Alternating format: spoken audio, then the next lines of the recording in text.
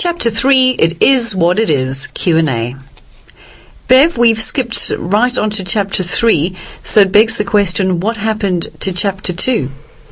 That's a good question. I'm still wondering what happened to Chapter 2. I tried writing it. I had my whole theme plan of the set out of the book written, and so I wrote the intro, the forward and that, Chapter 1, and then Chapter 2 just never happened. So I surrendered. I let it go. But what did you call it? It didn't have a title at the time. I suppose if I was going to add in a Chapter 2, I would call it You Better Believe It's Possible. Because with parenthood, that is something that comes up so many times. As adults, moving in through our adulthood and doing things and whatever, we have certain expectations of how we'll be in life and how we'll interact and what we'll do. When you have children, you better believe it's possible, because the most absurd things can happen at the most ridiculous times, and we just have to embrace it, go with it, figure out a solution and move on. Well, you've titled this chapter, It Is What It Is, which I see as being a reference to acceptance and learning to accept what is. In other words, children have practical needs and they can't be ignored, so just accept that fact. Absolutely. Go with it, accept it, learn how to flow with it, and move forward. Move forward better for everything you get out of it, and not bitter or frustrated. A lot of the time I hear people saying, my child needs this and my child needs that, I need to see them. It's not practical, especially in divorced family situations or where partners are no longer an active role, and the children want to see the partner, and the other partner may say, but it's just not practical. And my son and I were reflecting on that one day. We were just driving somewhere, we were talking about it, and he said to me, what does that mean when somebody says that it's not practical? And we had a long chat about it, and I explained it to him, and then we were laughing about the book, and he said to me, maybe you should mention that practical and parenthood don't go together.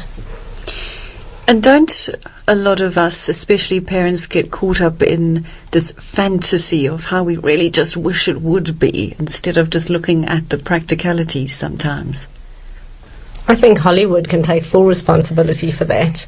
We're a Hollywood generation.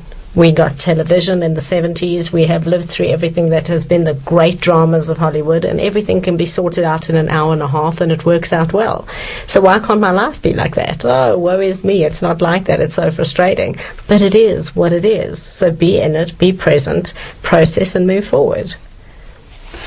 I love the point you make about time management and how it's really not a factor for very young children. So it's easy to see how frustration can occur. What do you suggest parents do when they're pushed for time and, little one has his own agenda?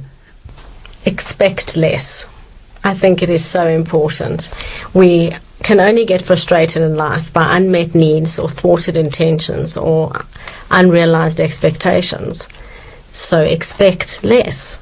We are used to, in our own business day, business world or relationship world, without the needs of a young person involved in that process, setting huge goals. Run there, do this, do that, boom, boom, boom, the whole day.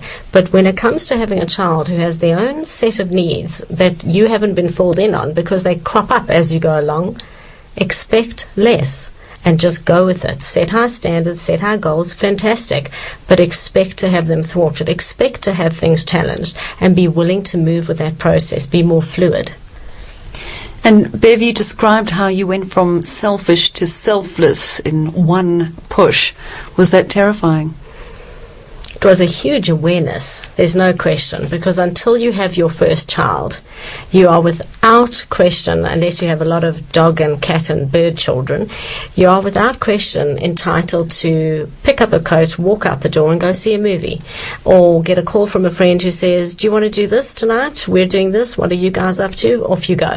And there's no need to process and think, well, what about the baby, and what about the feed, and what about what time will we be back, and how long can the childminder stay, and whatever it is. There's none of that. But when you give birth, every decision you take has to include the needs of that child and how are they being met, and are you taking care of them, or are you being selfish? Now, I'm not talking about selfless to the exclusion of your own needs and how important you are in the process, and self-preservation is essential.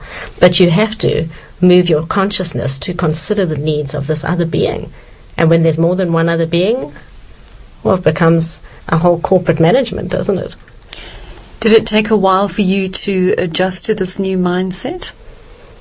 No, I had already adjusted to it long before that. A lot of my decision to leave my marriage was about the self-preservation of me and of the relationship that this child would have ultimately with himself or herself and with his or her father, and how that could be preserved, because it certainly wouldn't have been had I stayed in the marriage. And I wanted to give the context for this child to grow up being, I'm here, I'm present, I'm available, I'm committed, and I'm going to make these decisions, as hard as they may be along the way, to make certain that your needs are preserved. And so I was, by the time I gave birth, having spent most of my pregnancy alone in the middle of the divorce, by the time I gave birth, I was very centered around the fact that that moment when he or she comes out of my body into the world, that will be where selfless and self-preserving is going to form the foundation of how I interact with him or her. And also you often hear how important the birthing process is to the child energetically. Does that child feel wanted at that point? Do you believe that as well, that plays a role?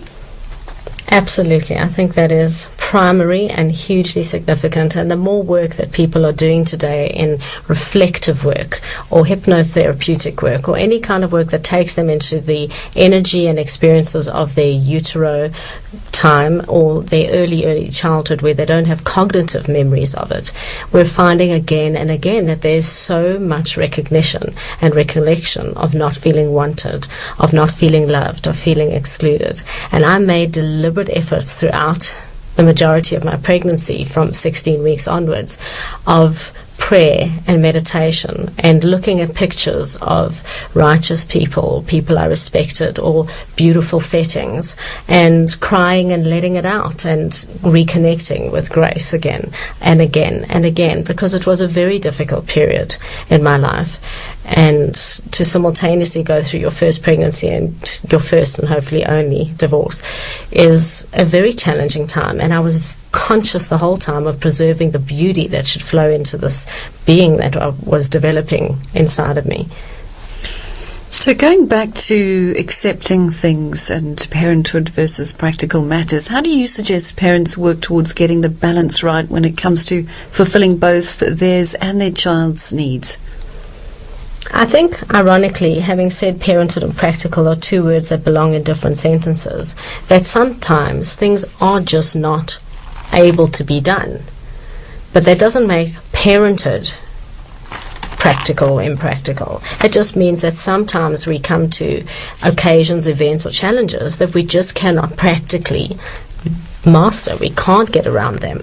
But then there has to be the interaction, not the regret or the frustration or the reproach, because there's a very big difference between saying to a child, it's not practical, just leave me.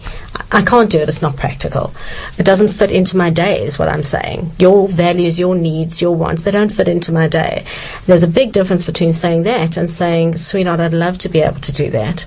Unfortunately, if we look at the day, this is how it's broken up and this is what has to fit into it, and unfortunately today that just won't fit in. But why don't we make a mental note of that or write it down and set a time where we will make certain that it's prioritized and fitted into the day to be more fluid. I think it's so important that we just don't fight what has to be done and we become and stay fluid.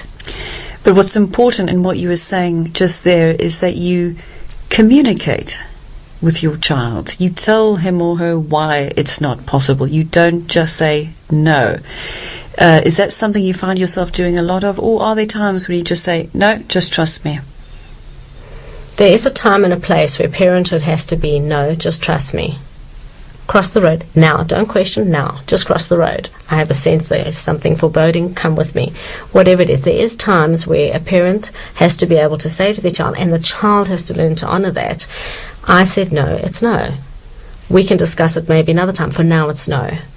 But I do think it is so important in the empowering of a child's cognitive processes and their own sense of self that there is a context in which there's a no, and that there's an understanding of why something is not going to work out. But it's not seen as, you're too demanding of me. No, stop it. It's just not practical.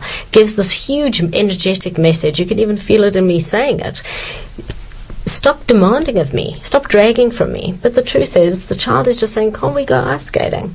Can't we please just go to the park? Can't we? No, it's not practical. There's a very unfair way of doing that to a child, saying that your needs are too demanding of me. Rather, it could be said, I know that you want to go there, and I wish I could do it. I just don't have the resource of time today. And it's so important to me, and I wish I could, but some other time, sweetheart. I love the moment in the book when you're tucking your son into bed and you said, thanks for reminding me to slow down. There's a lot of wisdom in that statement because time is so different for children. They're so in the moment. And I think it's really good to be reminded to slow down. It was a spectacular moment, and I can see it quite clearly now. He just gently put his hand on my buzzing hand. I literally was an electric toothbrush. I was so frustrated and wanting to get him to bed.